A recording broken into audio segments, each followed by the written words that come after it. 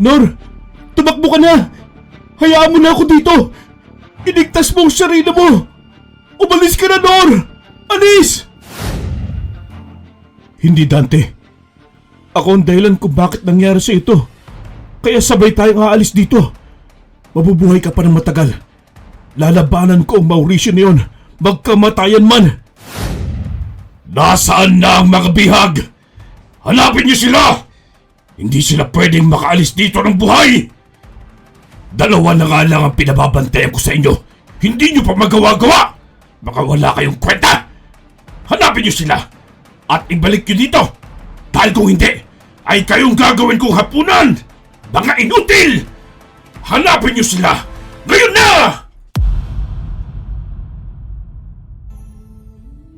Lahat ng nilalang sa mundo ay may karapatang mamuhay. Mapaengkanto, maligno, aswang man o mga lamang lupa.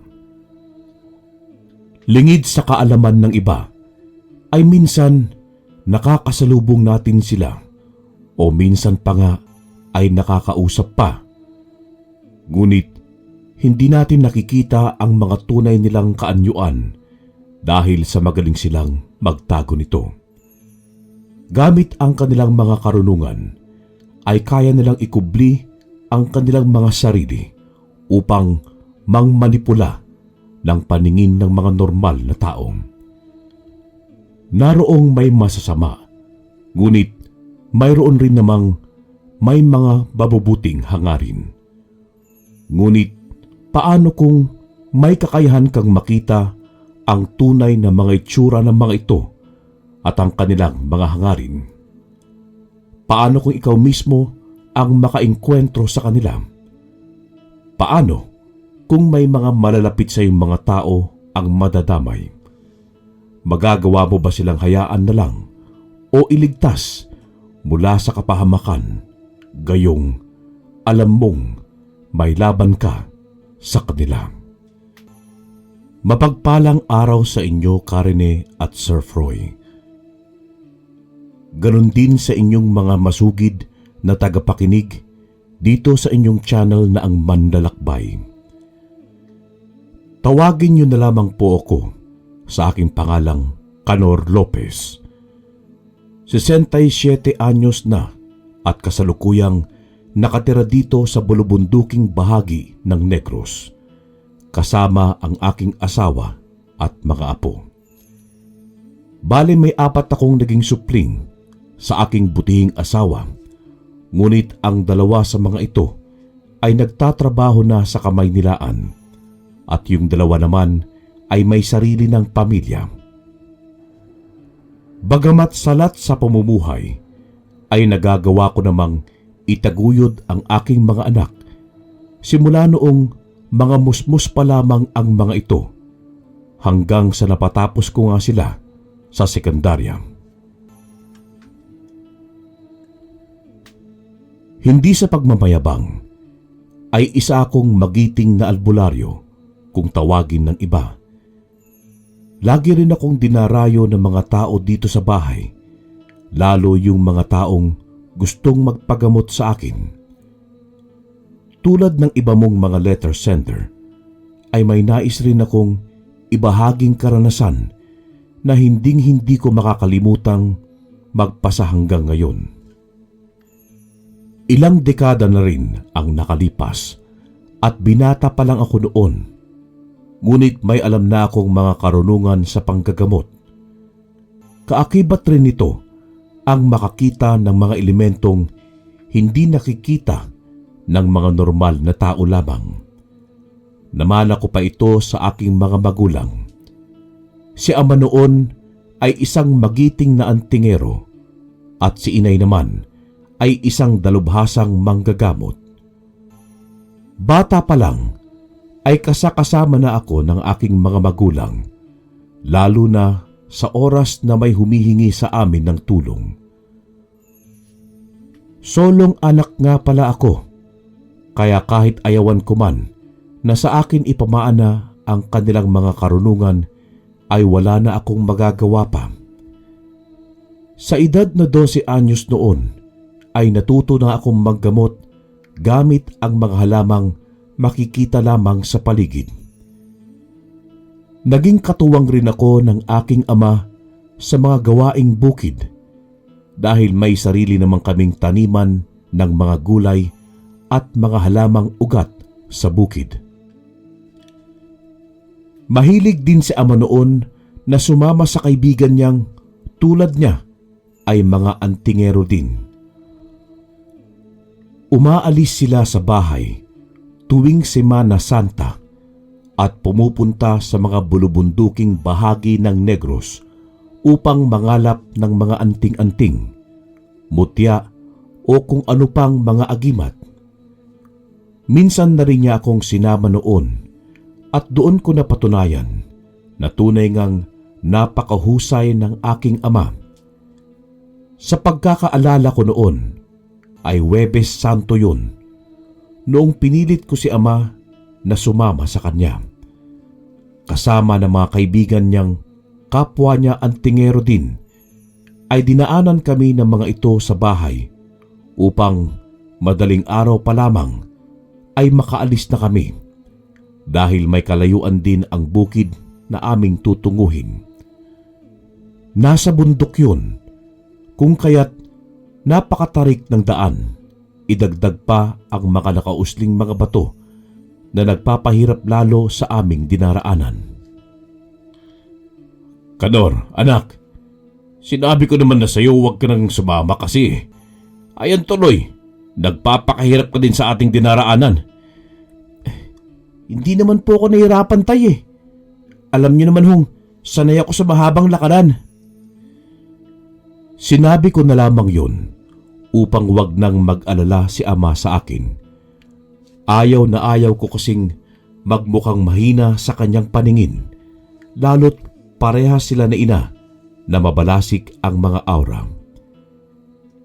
Makalipas ang halos 16 na oras na paglalakad, ay nakaramdam na ako ng sobrang kapaguran, ngunit pilit ko itong nilalabanan. Pagpatak ng 7:00 pasado ng gabi, ay nakarating na nga kami sa bundok, kung saan hihintayin daw namin ang paglabas ng buwan saka maghahanap ng mga mutya. Dagdag pa ng aking ama, ay kumikinang daw ang mga ito at kusang magpapakita sa mga taong nais nitong mga laga sa kanya. Nasa 7 katao kami noon. Ang 5 sa amin ay kasing edad lamang ni ama at ang isa naman ay anak ng kaibigan nito na kaidaran ko din. Tawagin na lamang natin siyang Dante. Noong una ay napakailap nito sa akin, maging sa mga kasamahan namin. Ang kalahating mukha kasi nito ay may balat at napakabalahibo nun. Yun din siguro ang dahilan kung bakit ilap ito sa mga tao. Nang mga sandaling yun, ay napagpasyahan muna naming kumain ng mga baon naming pagkain. Pagkatapos nun, ay naidlip muna ang mga matatandang antingerong kasamahan namin, kabilang na nga roon si ama. Binalak ko rin sanang umidlip noon pansamantala, ngunit napansin kong gising si Dante at parang may ibinubulong ito na hindi ko mawari kung ano. Palihim ko itong nilapitan, ngunit nagulat ako nang bigla na lamang itong magsalita. Anong kailangan mo? Bakit gising ka pa? Kwan eh. Wala. Ikaw, anong ginagawa mo? Wala ka nang pakialam dun. Matulog ka na lang kasama ng iyong ama. Gigisingin ko na lang kayo mamaya, kapag tuluyan nang nakalitaw ang buwan. Kamot ulong tumalikod na nga lang ako sa kanya. Marami pa sana akong gustong itanong sa kanya, kasabay na doon ang pakikipagkaibigan. Ngunit nahihiya ako, lalo na't may pagkasuplado ito. Tumabi na nga lang ako kay ama na nooy naghihilik na. Dahil sa pagod ay madali akong nakatulog. Sa kalaliman ng aking pagtulog, ay nahulog ako sa isang malalim na panaginip. May nagpakita sa akin na isang nilalang na nakakasilaw ang kanyang buong katawan, ngunit wala itong mukha. Blanko ang itsura nito at ang tanging naririnig ko lamang ay ang pagaspas ng malalaking pakpak. Pagbaling ko naman sa aking likuran, ay halos panawan ako ng ulirat dahil may isa pang nilalang ang naroon. Napakaitim nito at napakabangis ng itsura. May buntot ito na may tulis sa dulo at mahahabang tenga. Mayroon din itong 2 bukol sa ulo na parang sungay na papatubo pa lamang. Marahas akong napamura noong mga sandaling yon. Binalak ko pa sanang tumakbo upang makalayo, pero ang ipinagtataka ko lang ay kung bakit hindi ko maigalaw ang aking katawan. Yung tipong para akong isang nakatayong poste na napapaligiran ng mga nagkabuhol-buhol na kuryente. Ganun na lamang ang gulat ko nang dumaan ang 2 nilalang sa harap ko at tila papasugod sa isa't isa. Hindi nga ako nagkamali dahil mga ilang dipa bago sila magpang-abot ay parehas silang may inilabas na mga mahahabang espada. Yung espada ng itim na nilalang ay mahalin tulad sa bakal na ibinabad sa apoy dahil bahagya pa itong umuusok. Samantalang yung isang nasa puti na parang sa anghel naman ay masasabi kong kumikinang yun at napakatalas kung iyong titingnan. Napamulagat ako sa aking kinaroroonan ng mga sandaling yon noong magsimula ng makipagtagisan ang 2 gamit ang kanilang mga espada. Takot na takot ako noon dahil bawat pagtama ng kanilang mga hawak na armas ay nagbibigay yun ng magkahalong kilabot at takot sa akin. Para yung kidlat na gumuguhit sa hangin dahil sa apoy na lumalabas roon tuwing magtama ang mga ito. Pero isang bagay ang nakaagaw ng pansin ko sa nakaputing parang anghel. Meron itong hawak na parang sa isang kwintas, ngunit sa kamay niya ito nakapalibot. Bawat pagtama ng kanilang armas ay umiilaw ito ng nakakasilaw na siya namang nagpapahina sa kalaban niyang malademonyo. Alam kong dahil yun sa nasabing kwintas, dahil napapaatras pa ng bahagya ang itim na nilalang tuwing nagpapalabas ito ng nakakasilaw na liwanag.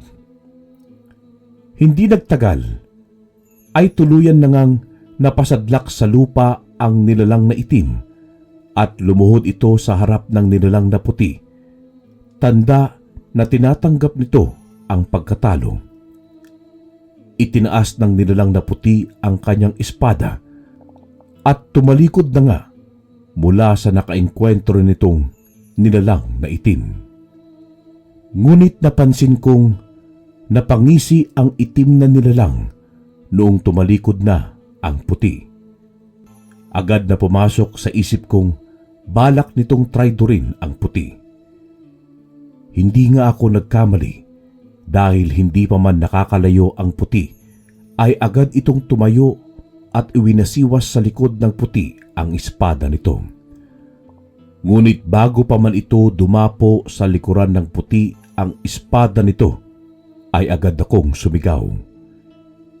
Hindi ko alam sa mga sandaling yon kung naririnig o nakikita nila ako, pero nagbabakasakali akong marinig man lang ng puti ang sigaw ko.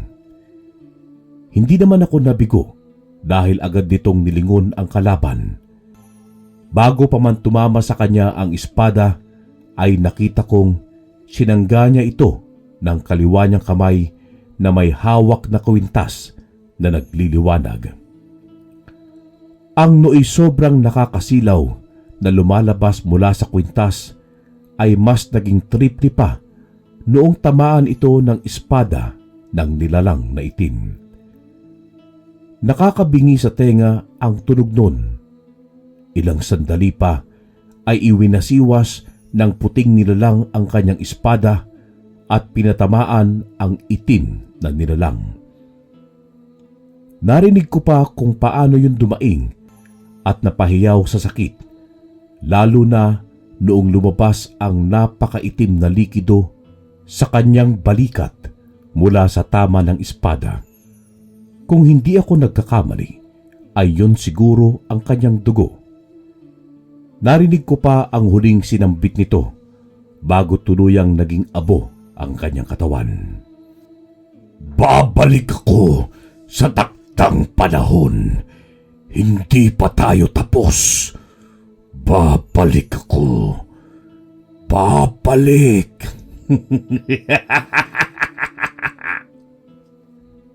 Nang mga sandaling yun, matapos liparin ng hangin ang abo ng itim na nilalang, ay napabaling sa akin ang atensyon ng puting nilalang. Magkahalong kaba at galak ang naramdaman ko doon. Kinakabahan ako sa presensya niya. Magkaganon pa man, ay natuwa ako dahil naipanalo niya ang laban. Maya-maya pa ay lumapit ito sa akin at sinabing ako daw ang bagong tagapangalaga. Hindi ko siya maintindihan sa mga sandaling yon dahil sa kanyang sinabi. Napakamot na lamang ako sa aking ulo noong makita kong inilapag nito sa isang tuktok ng mataas na bato doon sa lugar ang hawak nitong kwintas. Nawala rin ang pagliliwanag nito. Ganun pa man ay napahanga ako sa boses nito dahil sobrang napakalamig noon. Parang hinahaplos ang buo kong pagkatao. Gumaan din ang presensya ng paligid at naging banayad na ang pag-ihip ng hangin. Lumiwanag na rin ang kalangitan doon. Isang bagay pa ang aking napansin mula sa puting nilalang. Tinitigan ko itong mabuti at doon ko napatunayan na isa nga itong anghel. Mahaba ang maalon nitong buhok, asul ang mga mapupungay na mga mata at sobrang napakakisig nito. Malalapad din ang mga mapuputing pakpak na may hahambing mo sa nyebe. Maya-maya pa nga ay pumaimbulong ito paitaas gamit ang kanyang malalapad na pakpak. Ako naman ay napatulala sa aking kinatatayuan. Nang bumalik ako sa aking wisyo, ay inilibot ko ang aking paningin sa paligid. Napakapamilyar ng nasabing lugar at parang nakapunta na ako roon. Matapos suriin ang paligid, ay naupo ako sa lilim ng puno ng isang napakatayog na punong kahoy na naroon. Agad akong hinila ng antok at agad na ngang nakatulog. Nagising na lamang ako nang maramdaman kong may tumapik sa aking balikat. Pagmulat ko ng aking mga mata, ay doon ko nakita ang aking ama na bakas sa mukha ang pag-aalala. Tay, bakit ganyan ang itsura niyo? Ano bang nangyari? Salamat at buhay ka, anak. Akala ko'y tuluyan mo na kaming iniwan. Tay naman, natulog lang naman ho ako at hindi naman ako pumanaw eh. Niyakap na nga lang ako ng aking ama. Upang hindi na ito mag-alala pa, ay ginantihan ko rin ito ng mahigpit na yakap. Tinanong ko pa siya kung ano ba talaga ang nangyari. Nagulat na lamang ako sa kinuwento niya sa akin. Magdadalawang oras na raw pala ako nitong ginigising noon, pero para akong lantang gulay na hindi na humihinga. Noong tiningnan nito ang aking palapulsuhan, ay hindi na raw ito pumipitik. hindi na rin daw tumitibok doon ang aking puso. Kaya ganun na lamang ang kanyang pag-alala. Doon ako napaisip dahil sa sinabi niyang yun. Pinakiramdaman ko na rin ang aking sarili at nagtaka ako kung bakit wala akong maramdamang kakaiba maliban sa napakagaan ng aking katawan. At kahit na mayayabong ang mga punong kahoy sa lugar na yon, ay kitang-kita ko ang buong paligid. Yung bang parang may araw pa rin kahit ang totoo ay tanging sinag ng buwan lamang ang nagbibigay ng liwanag doon. Kahit mumunting kaluskos ay naririnig ko rin, maging ang lagaslas ng tubig na mula sa ilog.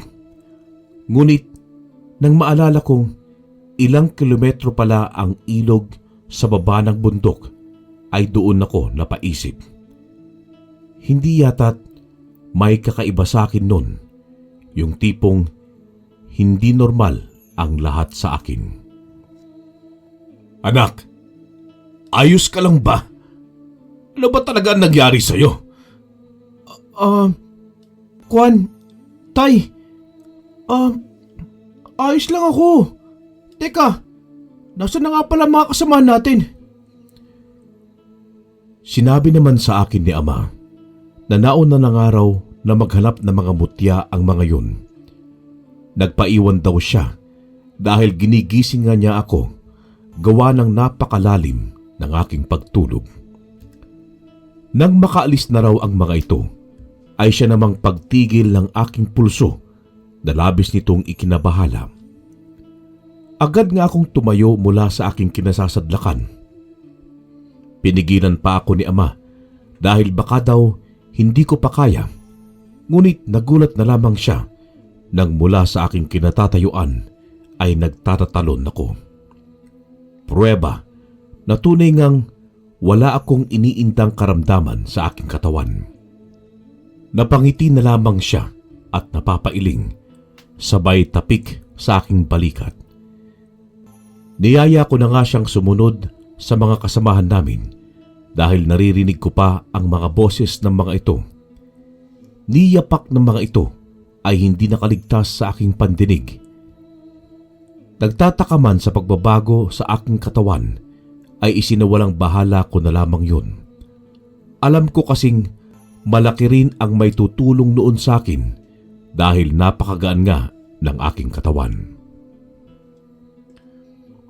Maging si Ama ay naninibago sa akin. Wala daw kasing kahirap-hirap kong binabagtas ang makipot at matarik naming dinaraanan. Sa aming dalawa, siya lang kasi ang may dalang pang-ilaw, samantalang ako ay walang kahit na anong dala na magbibigay ng liwanag sa amin. Hindi ko na muna ipinaalam sa kanya ang nilalaman ng aking panaginip dahil nga nasa sitwasyon kaming naghahanap ng mutya. Ayaw ko rin kasing mag-alala pa siya sa akin. Makalipas ang ilang minutong paglalakad ay malaya naming natuntun ang aming mga kasamahan. Namangha pa ang mga ito dahil hindi daw nila napansin ang aming pagsunod sa kanila.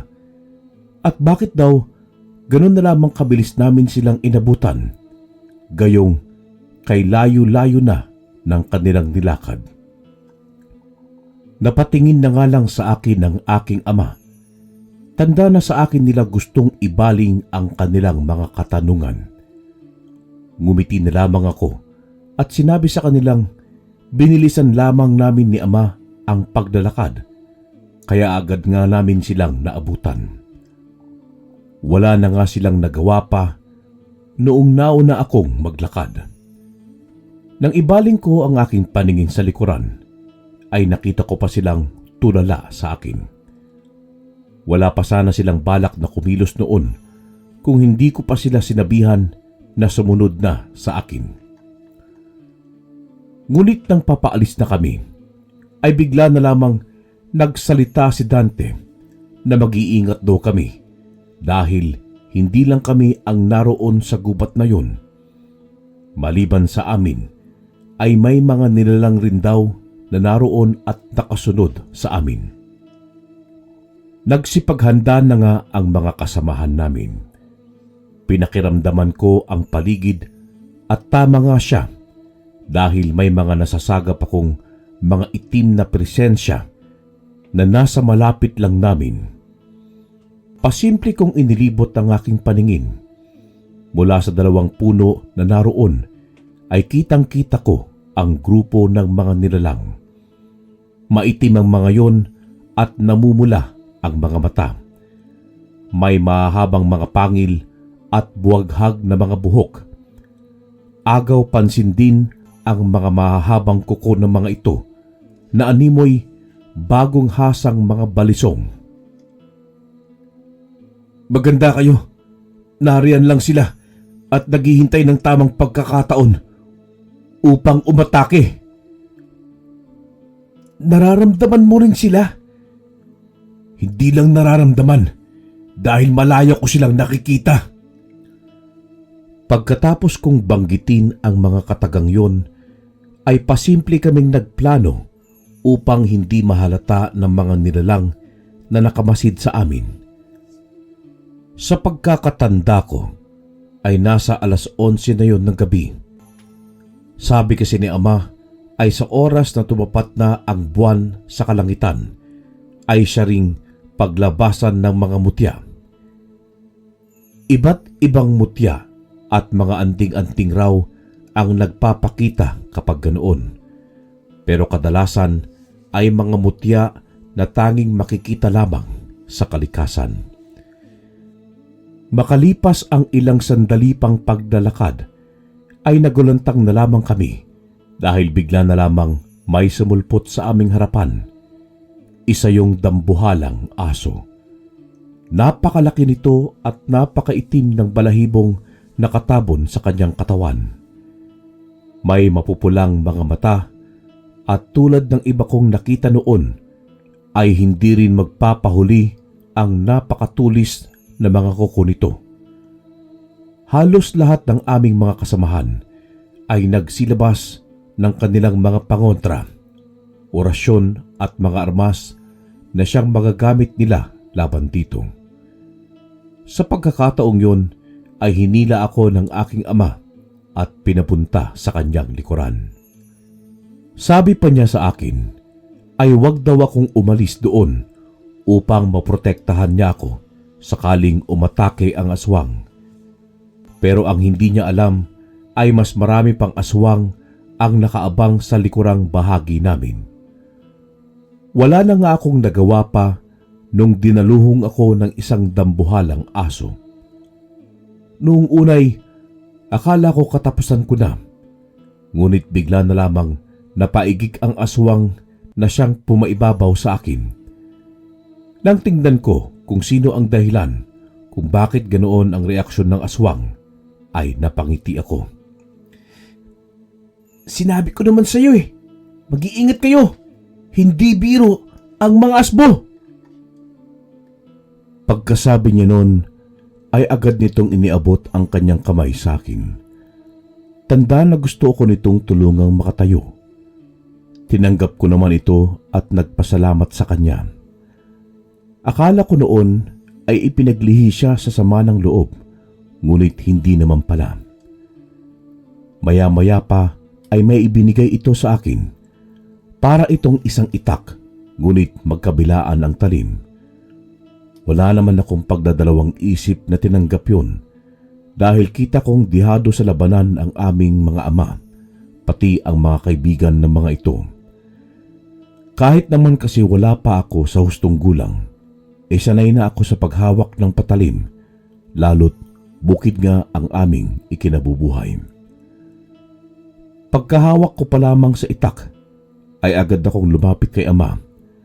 Nagtalikuran kami, sabay hataw ng mga hawak naming mga patalim. Ang hawak kasi ni Ama ay isang gulok at sa kabila naman niyang kamay ay buntot ng pagi. Pinaniniwalaang kinakatakutan daw ito ng mga aswang. Tama naman dahil bawat pagtama ng mga armas namin sa mga aswang ay napapaigik ang mga ito na animoy kinakatay na baboy. Mahigit sa 10 ang aswang na yon sa bilang namin. Hindi naging madali ang labanang yon, pero sa huli, kami pa rin ang nanalo. Hindi naman kasi yon katakataka dahil ang 3 sa kasamahan namin, bukod sa antingero, ay manunugis din ng mga aswang. Alam kong pagod na pagod ang mga kasama ko noon dahil pasalampak silang naupo sa mga batong naroon. Pero nagtaka ako. Hindi man lang ako nakaramdam ng pagod. Mas nasasabik pa akong makaharap ang marami pang aswang. Hindi ko alam sa sarili ko kung ano ba talaga ang nangyayari sa akin. Pero isa lang ang napapansin ko. Ramdam kong napakagaan ng katawan ko at naging mas malakas din ako. Maya-maya pa nga ay nagtaka ako sa ikinilos ng aking mga kasama. Dahan-dahan kasi silang naglakad patungo sa gitna ng isang patag sa ibabaw ng bundok. Hindi ko alam ngunit napakapamilyar ng lugar. Hindi na lamang ako sumunod sa kanila dahil alam kong hindi rin naman sila lalayo sa kinaroroonan ko. Isa-isa silang nagsitago sa mga malalaking punong naroon na nakapalibot sa nasabing patag. Pero batid kong hindi lang kami ang naroon. Nakaramdam din kasi ako ng iba't ibang presensya. Mayroong itim na mga presensya akong naramdaman at mayroon din namang mga puti. Inihanda kong muli ang aking sarili. Mas itinoon ko ang aking paningin sa aking mga kasamahan na nooy nagkukubli pa rin sa likod ng mga puno. Hinihintay ko ang mga susunod nilang gagawin. Ganun na lamang ang gulat ko nang makitang may iilang nilalang ang nagsisisulputan sa gitna mismo ng patag. Bawat isa sa kanila ay nagsisipag-angilan. Matatalim rin ang ipinupukol nilang tingin sa bawat isa. Maya-maya pa ay naglaban-laban na ang mga ito. Magkaiba man ng lahing pinagmulan ay alam kong pare-parehas lang silang mga aswang. Mas lalong naging maingay ang kagubatan ng mga panahong tumupat na ang buwan sa gitnang kalangitan. Bilog na bilog ito at naninilaw sa sobrang liwanag. Kitang-kita ko kung paano nagsisisakmalan ang mga aswang na nooy nasa patag. Hindi ko alam kung bakit, pero parang may pinag-aagawan sila roon. Nang bahagyang tumama na ang buwan, ay doon na rin nangihina ang mga nilalang. Kasabay noon ang pagsilabasan naman ng aking mga kasama. Agad nilang tinungo ang gitnang patag at doon ay tinapos nila ang mga aswang na nooy nangihina na. Maya-maya pa ay nagsipagluhod sila roon at may binibigkas na kung anong mga orasyon. Wikang Latin yun, kaya wala akong masyadong maintindihan. Dahil nakatuon ng aking paningin sa kanilang ginagawa, ay nagulat ako nang may humablot sa akin mula sa aking likuran. Dahil sa gulat, ay nabuwal ako sa batong aking kinaupuan. Doon ay hindi sinasadyang napansin ko ang isang medalyon na nakapatong sa isang bato. Umiilaw yon, pero hindi na ganoon kaliwanag. Nakilala ko agad yon at di ko maiwasang humanga. Nawala na rin sa aking wisyo ang salarin na siyang humablot sa akin. Makalipas ang ilang minutong nasa ganon akong sitwasyon, ay nakaamoy ako ng hindi kaaya-ayang amoy at tuluyan na nga akong nawalan ng malay. Nagising na lamang akong nakagapos kasama ni Dante sa isang kuweba. Hindi ko mawari kung ano ba talaga ang nangyari dahil ang huling naalala ko ay yung nawalan ako ng malay. Ngunit ang labis kong ikinabahala ay ang mga pasa sa katawan ni Dante. Maging sa mukha nito ay napakaraming pasa at may mga kalmot pa. Nangihina na rin ito at halatang sumuka ng dugo dahil sa mga tuyong dugo nito sa kanyang labi. Dante, anong nangyari? Nasaan sila tatay? Nasaan ang mga kasama natin? Bakit tayo nakagapos dito? At bakit ganyan ang itsura mo? Sinong may kagagawan yan? Sino? Wala akong nakuhang sagot mula kay Dante. Bagkus ay tiningnan lang ako nito ng makahulugan at parang may nais sabihin na hindi ko mawari kung ano. Pasimple siyang tumingin sa aking likuran at nang lingunin ko ito ay doon ko napagtanto na hindi lang pala kami ang naroroon. May 4 na malalaking kalalakihan ang nagbabantay sa bukana ng kuweba. Nanlilisik ang mga mata ng mga ito. May bahid rin ng tuyong dugo ang mga bunganga. Napakabaho rin ng amoy ng loob ng kuweba. Para yung sa nabubulok na karne na inuuod na. At dahil nakikita ko ang buong paligid, kahit madilim na, ay nagulat pa ako nang ituon ko ang aking paningin sa isang sulok. Napakaraming mga bungo roon at tama nga ang hinala ko.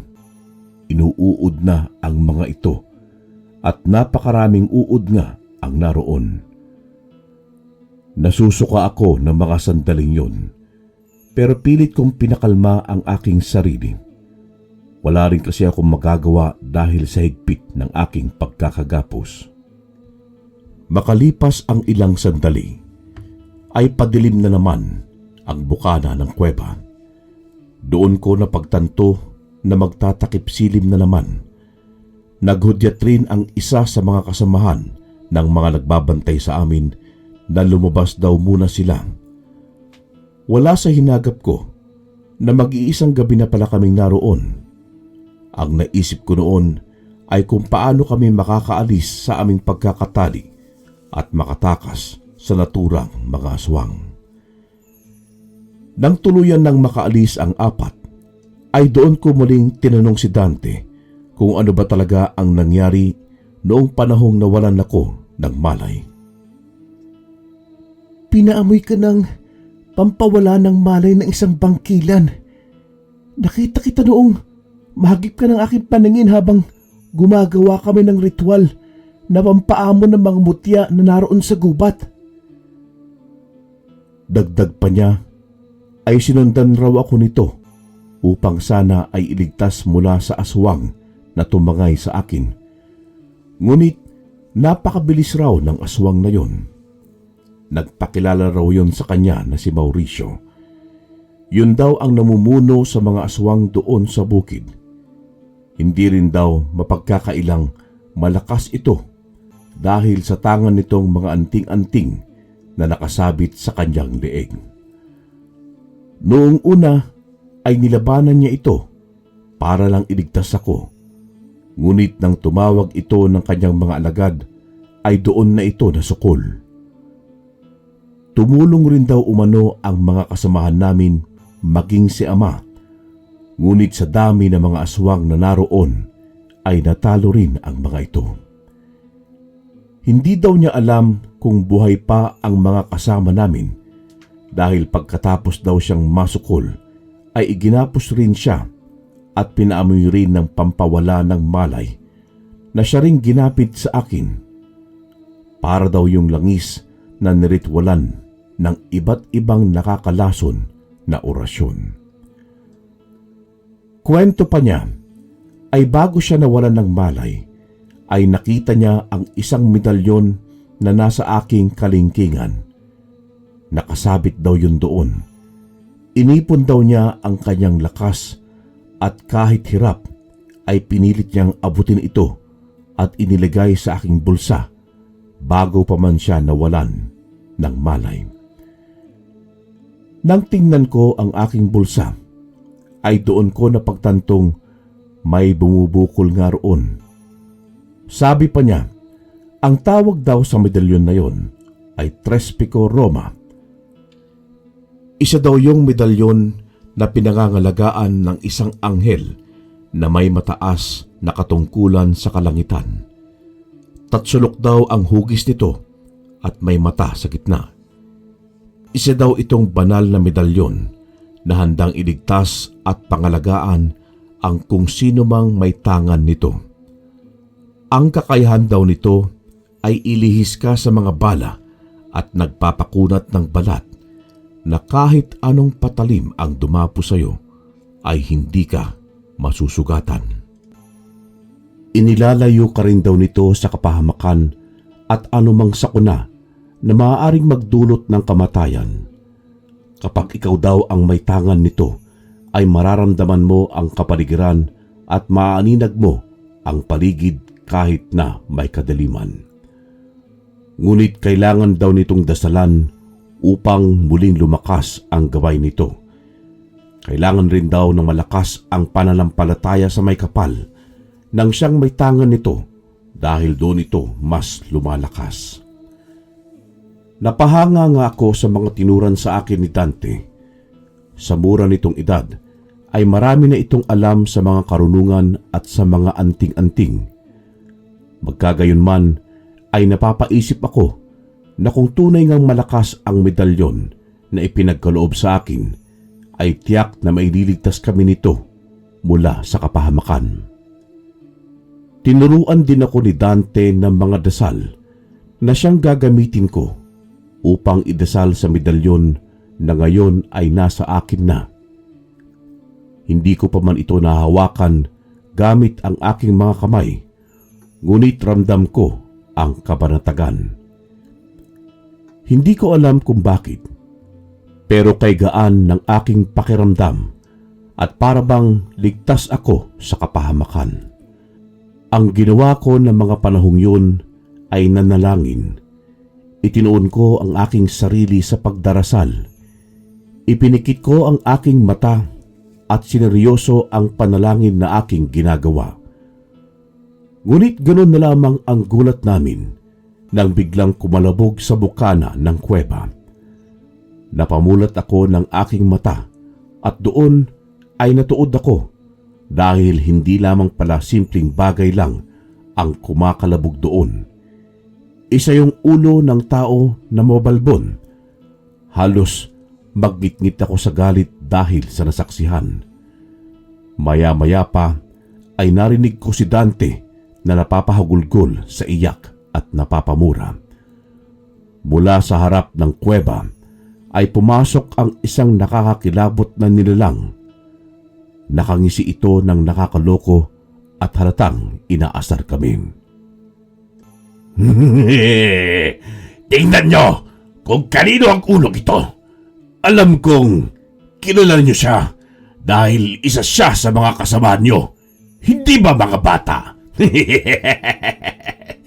Nakakatuwa dahil isa na namang pagkain ang siyang lumapit sa amin. Doon na uminit ang aking katawan. Kasabay nun ay ang pag-init rin ng aking bulsa na kung saan naroon ang medalyon ng Trespico Roma. Dagdag pa ni Mauricio na balak pala daw sana kaming iligtas ng lalaking yon na siyang ginawa niyang panglaman sa kanyang sikmura bago niya pinugutan ng ulo. Ngunit wala daw itong sapat na kakayahan upang labanan siya, kaya yun daw ang sinapit niya. Hayop ka, Mauricio! Napakahayop mo! Papatayin kita oras na makawala ako dito. Anong ginawa mo kay Amang? Napakawala mong puso. Pagpapayaran mo ang ginawa mo! Ginawa ko lamang ang dapat na ginagawa naming mga aswang sa inyong mga tao. Hindi ba't panglaman lang naman talaga kayo ng aming sikmura? Kaya kayo nabuhay dito sa mundong ibabaw. Huwag kayong mag-alala dahil mamaya ay kayo naman ang isusunod ko. Pinakita ko lamang ang ulo nito sa inyo para kilabutan kayo. Nakakatuwa lang Dahil anak ka pala ng inutil na ito! Ha! Pagbabayaran mo ang ginawa mo sa ama ni Dante, Mauricio. Papatayin kitang damuho ka. Hindi kami binuhay ng Diyos sa mundo para lang ipanglaban sa inyong sikmura.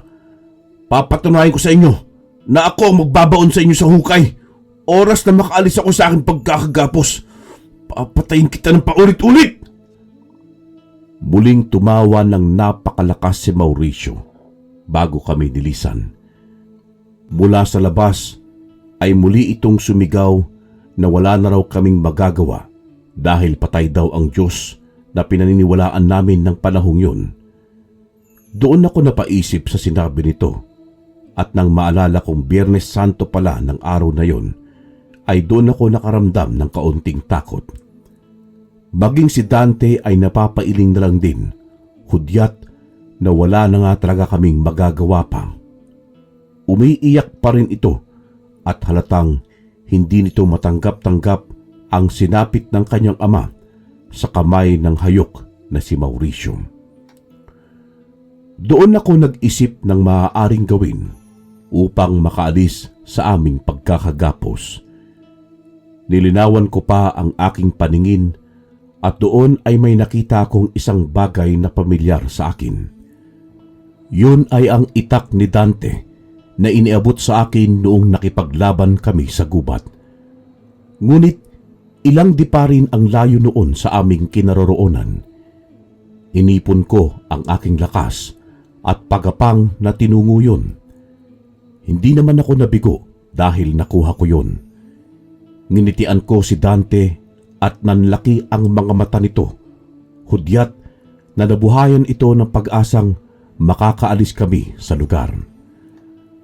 Matapos makuha ang itak, ay inipit ko ito ng 2 kong binti at itinapat ang tali sa aking kamay, saka paulit-ulit na ikinuskusyon hanggang sa maputol. Halos mangitim na ang kamay ko na mga sandaling yon, gawa ng pagkakatali. Hindi ko na lamang binigyan ng pansin yon kahit nakaramdam ako ng kirot. Mas nilalaan ko ng oras ang pakawalan si Dante. Doon ay niyakap ko ito at ganun rin ang ginawa nito sa akin. Nagpasalamat ito sa akin at pinilit na tumayo. Nang makatayo na rin ako, ay muli kong kinuha ang itak at iniligay ko ito sa kaluban na nooy nasa bewang ko pa. Sumunod na kinuha ko naman ang medalyon na nooy umiinit pa rin sa aking bulsa.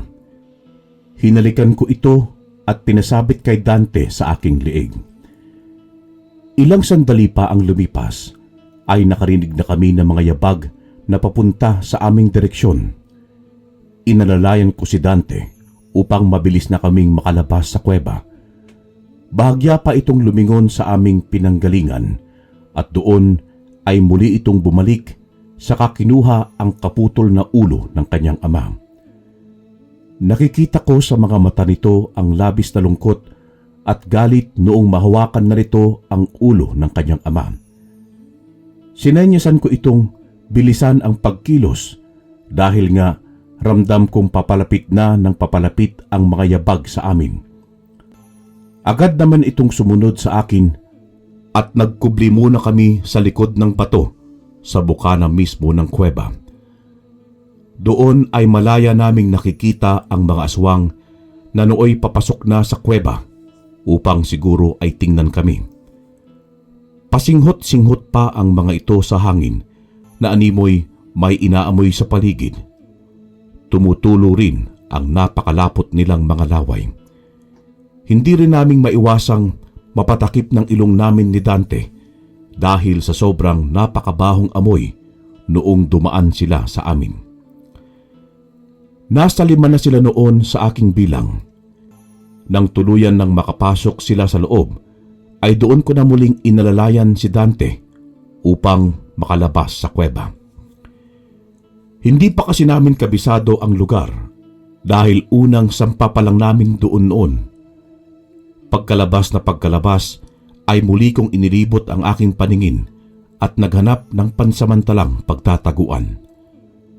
Doon ay may napansin akong mayayabong na talahiban na sa dulo noon ay malalaking bato ang nagkukumpulan. Muli kong inalalayan si Dante at binaybay namin ang daan patungo roon. Ngunit hindi pa man kami nakakalayo ay muling lumabas ang 5 kalalakihang aswang mula sa loob ng kuweba at agaran ang pagpalit nito ng anyo bilang malalaking aso. Wala na nga kaming nagawa pa ni Dante, kundi ang tumigil sa aming paglakad at harapin ang mga aswang na nooy papasugod sa amin. "Dumito ko lang, Dante. Alam kong mahina pa ang iyong katawan at hindi mo pa kayang lumaban. Hayaan mo na akong harapin sila." Sasagot pa sana si Dante ng pagtutol, ngunit kaagad akong tumakbo patungo sa mga aswang na nooy naghihintay lang rin ng tamang tiyempo para dumugin kami. Habang tumatakbo ay inilabas kong muli ang itak at iwinasiwas yun, hudyat na handa na ako sa kanilang pagsugod. Isa-isa na nga silang sumugod sa akin, pero lahat ng yon ay nailagan ko. Hindi ko alam, ngunit parang nababasa ko ang bawat galaw at isip nila ng mga sandaling yon. Madali ko lamang rin silang napapatamaan, gayong napakaliksi ng mga ito. Ilang sandali pa'y naisipan kong wakasan na ang kanilang mga buhay dahil alam kong marami pa ang aking makakalaban. Palalim na rin kasi noon ang gabi, kaya kailangang tapusin ko na silang 5 upang makatakas na kami ni Dante.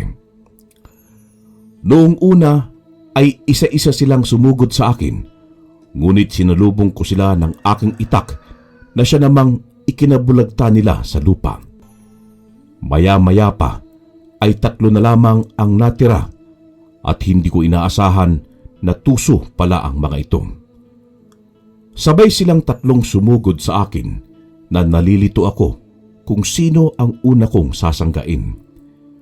Nagulat na lamang ako dahil sa sigaw ni Dante at nang lingunin ko ito ay naroon na ito sa aking likuran at sinalo ang sakmal ng isang aswang na dapat sana ay ako ang puntirya. Umakyat ang aking dugo dahil sa galit at walang pagdadalawang isip kong tinaga ito. Nang tuluyan nang bumagsak ito sa lupa, ay agad ko namang binalingan ng tingin ang dalawa at hindi ko na hinintay pang sumugod sila sa akin. Bagkus, ako na ang tumakbo patungo sa kanila at walang habas na pinagtataga ang mga ito. Nang masiguradong wala nang buhay ang mga ito, ay muli kong tinakbo ang direksyon kung saan naroon si Dante. Pagkalapit ko sa kanya, ay tinaluhan ko ito at pumunit ako sa laylayan ng aking damit. Saka yun tinali sa sugat niyang sinakmal ng aswang.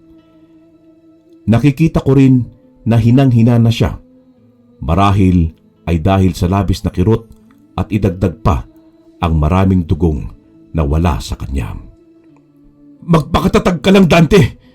Malapit na tayong makaalis dito! Gagaling ka pa! Ipapagamot kita kay nanay! Huwag kang sumuko!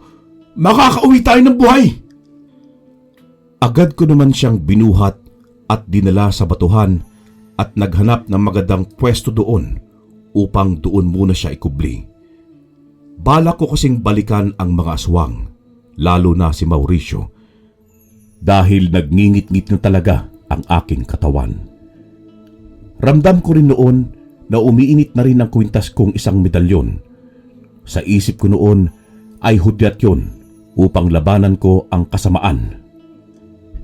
"Iwan mo na lamang ako dito, Nor. Hindi na rin ako magtatagal pa.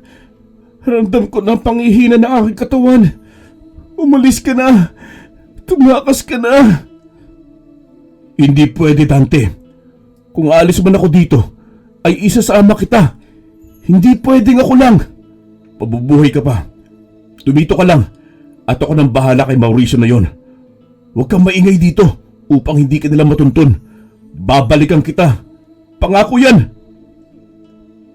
"Paano masisigurong matatalo mo ang pinuno ng mga aswang?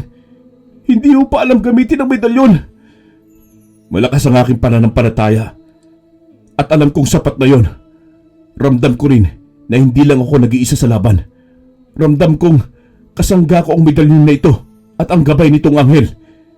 Minsan ko nito napanaginipan at alam kong ako ang itinakda upang magtangan nito.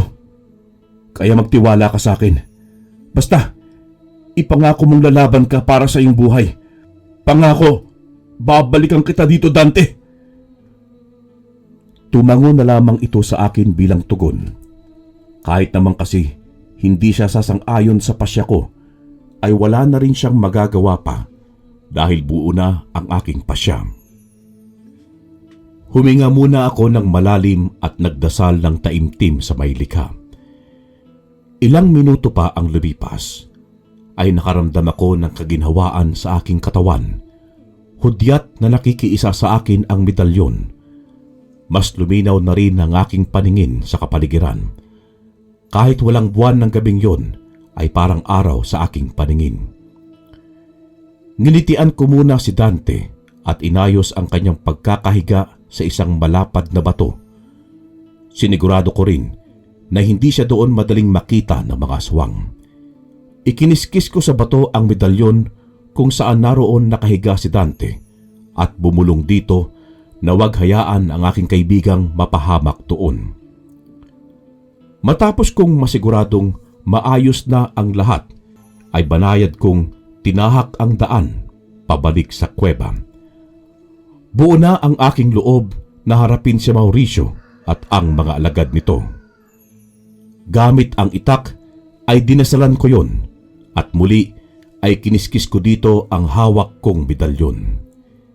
Hindi man ako sigurado sa ginagawa kong yun, ngunit ramdam kong makakatulong yun upang mabilis na mapinsala ang sinumang nilalang na may bahid ng kasamaan, oras na mapatamaan ko ng talim ng tangan kong itak. Gabayan mo po ako, Diyos ko, sa laban na aking kakaharapin.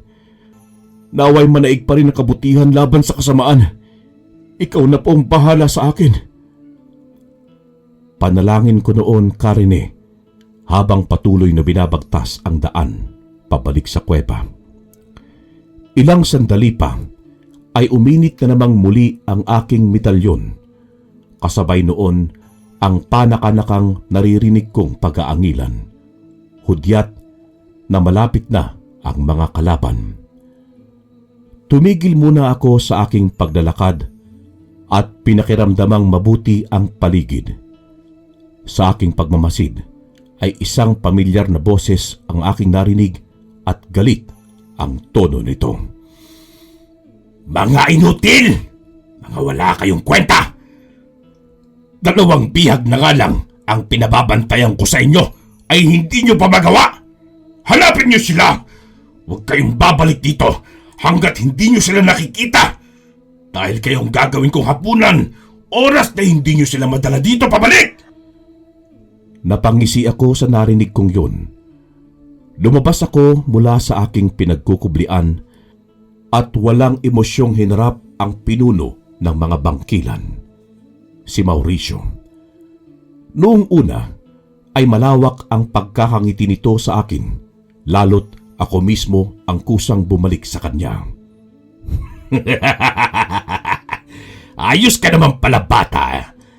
Alam mo, natutuwa ako dahil kusa ka nang bumalik dito.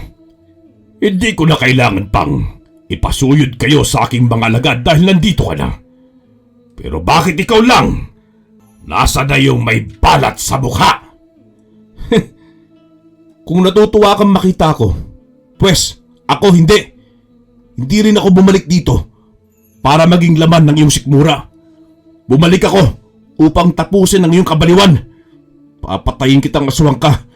Marami ka ng kinuhang buhay. Kaya ngayon, ikaw naman ang ililibing ko. Oras na ng paniningin, Mauricio! Tumawa ng malakas si Mauricio, maging ang mga kasamahan nito. Tila yata hindi sila natinag sa mga banta ko sa kanila. Mas lalong dumagundong ang kanilang pagtatawanan noong inilabas ko na ang aking itak. Napangisi na lamang ako dahil sa kanilang ipinakita. Minamaliit nila yata ako dahil sa ako lang ang mag-isang haharap sa kanila. Idagdag pa doon na isang itak lamang ang aking armas, para akong isang daga na naligaw sa teritoryo ng mga agila. Ngunit nang inilabas ko ang medalyon mula sa aking damit, ay doon na sila tumigil sa kanilang pagtatawanan. Maging si Mauricio ay natuod sa aking hawak na medalyon. Tila umurong ang dila nito dahil sa nakita. Paanong nasa iyo yan? Hindi mo na kailangan pang malaman at wala akong panahon magpaliwanag sa iyo. Ngayon, tignan natin kung sino ang mas nakakalamang.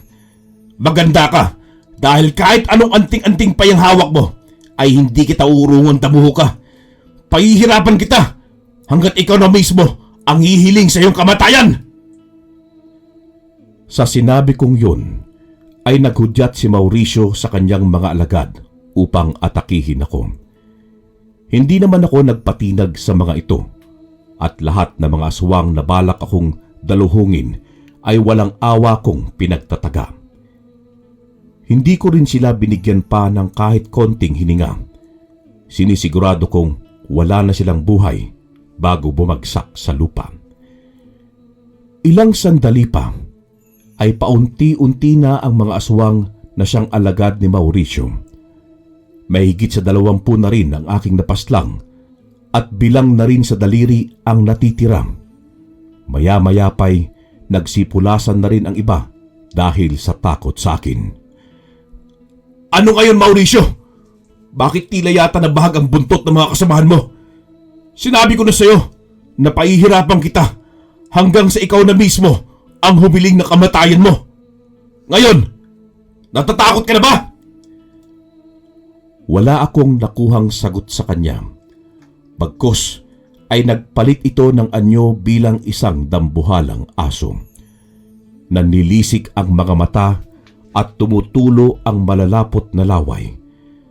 Nagsihabaan din ang mga kuko at ang balahibo nito'y napakakapal. Uminit na rin lalo ang kwintas kong medalyon, hudyat na may panganib akong kakaharapin. Hindi ko naman kasi maipagkaila na malakas nga ang presensya ng kadiliman sa katauhan ni Mauricio.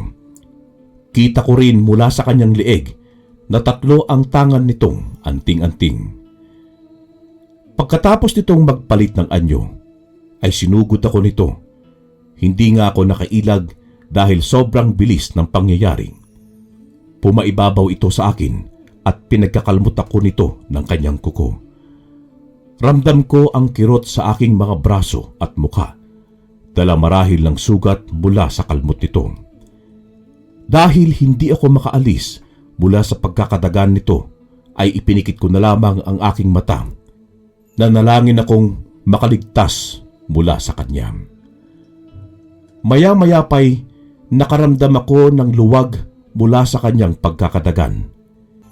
Kinuha ko ang pagkakataong yun at mabilis na hinagap ang aking itak at itinarak yun sa kanyang dibdib. Napatigil ito dahil sa ginawa ko sa kanya. Kita ko rin mula rito na hindi nito napaghandaan ang aking ginawa. Nanlalaki ang mga mata nito habang hawak-hawak ang puluhan ng itak na nooy nakabaon sa kanyang dibdib. Humugot ako ng lakas at sinipa ito hanggang kumawala ito sa pagkakadagan sa akin. Sa nangihinang katawan ay bumangon ako at kinuha ko ang medalyon sa aking lieg at yun ang ginawa kong pansakal sa kanya hanggang sa maubusan ito ng hininga. Nang masiguradong wala na itong buhay, ay muli kong binalik ang medalyon sa aking lieg at ginawang kwintas. Muli, ipinikit ko ang aking mata at nagpasalamat sa may kapal dahil hindi nito ako pinabayaan. Ilang sandali pa ay napagpasyahan kong balikan si Dante kung saan ko ito iniwan. Pagbalik ko nga rito ay nakaupo na ito. Madaling araw na nang mapagpasyahan naming bumaba na sa bundok. Sa tulong ng aking medalyon ay hindi naman kami nahirapang bagtasin ang daan pabalik sa aming tirahan. Nabungaran na lang namin sa harap ng bahay ang nag-aalalang mukha ng aking mga magulang, ganon din ang 3 pa naming kasamahang antingero. Balak din daw pala nila kaming hanapin sa itaas ng bundok at umuwi lamang sila dahil nga kulang sila sa pangontra. Agad namang kaming pinapasok ni ama sa bahay at nilapatan naman kami ni nanay ng mga halamang gamot na siyang magpapagaling sa aming sugat. Maya-maya pa'y ikinuwento namin sa kanila ang mga nangyari at doon na sila humanga sa akin. Pinakita ko rin kay ama ang tangan kong medalyon at ang ginawa nito ay ginulo ang aking buhok. Sabay sabing, "Lubos kang pinagpala, anak. Ikaw ang pinili ng gabay ng medalyon na yan upang mangalagi sa kanya. Gamitin mo yan sa kabutihan at hindi sa kasamaan. Kahit kailan talagay, hindi magwawagi ang kasamaan kontra sa kabutihan." Naguguluhan man ako sa mga sinabi ni ama, ay ipinagkibit balikat ko na lamang yun. Ang ulo naman ng ama ni Dante ay inilibing namin kinaumagahan sa likod ng aming bahay. Doon na rin pinatira ni tatay si Dante sa bahay dahil wala na rin itong pamilyang babalikan pa. Simula na noon ay naging kapatid na rin ang turing ko kay Dante. Hindi ko na rin pa inalis sa aking lieg ang medalyon na siyang nagligtas sa amin ni Dante mula sa hayok na aswang na si Mauricio. Nagagamit ko rin ang taglay nitong kakayahan. Magpasa hanggang ngayon dahil naging manggagamot ako noong pumanaw na ang aking mga magulang. Hanggang dito na lamang po, Karine at Sir Froy. Naway nagustuhan nyo ang aking karanasan. Lubos na gumagalang, Canor Fuentes ng Negros.